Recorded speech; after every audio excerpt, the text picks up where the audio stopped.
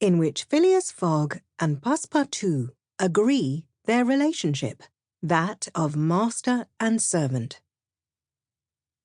In the year 1872, the house at number 7 Savile Row, Burlington Gardens, the house in which Sheridan died in 1814, was lived in by Phileas Fogg, Esquire, one of the oddest and most striking members of the Reform Club, even though he seemed determined to avoid doing anything that might draw attention to himself.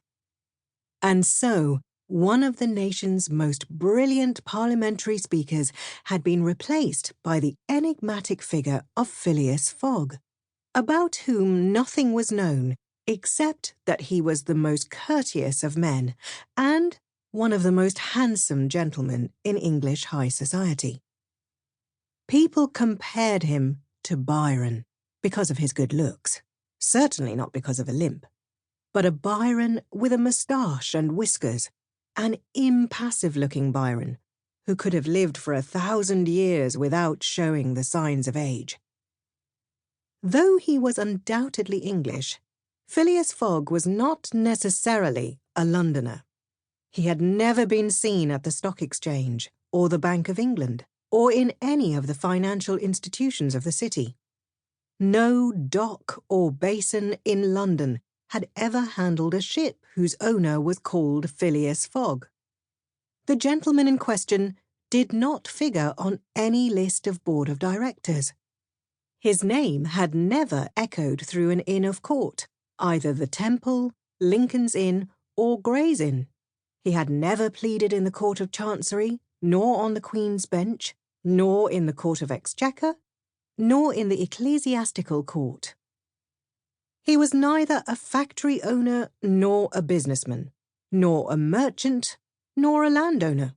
He was not a member of the Royal Institution, nor of the London Institution, nor of the Artisan Club, nor of the Russell Institution, nor of the Literary Society of the West of England, nor of the Law Society, nor of the Combined Society for the Arts and Sciences, which enjoys the direct patronage of Her Gracious Majesty. He belonged to none of these numerous societies that proliferate in the English capital, from the Harmonic Society down to the Entomological Society, whose main purpose is the destruction of harmful insects. Phileas Fogg was a member of the Reform Club, and that was it. Anyone who may be surprised that a gentleman so shrouded in mystery should belong to this honourable association should realise that he had been admitted on the recommendation of Messrs. Baring Brothers, with whom he had an account. His financial standing was such that his cheques went through immediately, and his current account was always in credit. Was Phileas Fogg a wealthy man? There could be no doubt about that. But even the best-informed people were unable to say where his wealth came from, and Mr. Fogg was the last person they would have dared to ask directly. In any case, he was careful about money, without being mean, since whenever a noble, useful, or generous cause was short of funds, he made up the amount required without making a fuss, without even giving his name. In a word, he was the most uncommunicative of gentlemen. He talked as little as possible, and this silence served only to increase his aura of mystery. Though he lived his life quite openly, he carried out his activities with such mathematical precision that it fueled other people's imagination. Was he well-travelled? Quite probably, since he had a better knowledge than anyone else of world geography. There wasn't a single out-of-the-way place that he didn't seem to know in detail.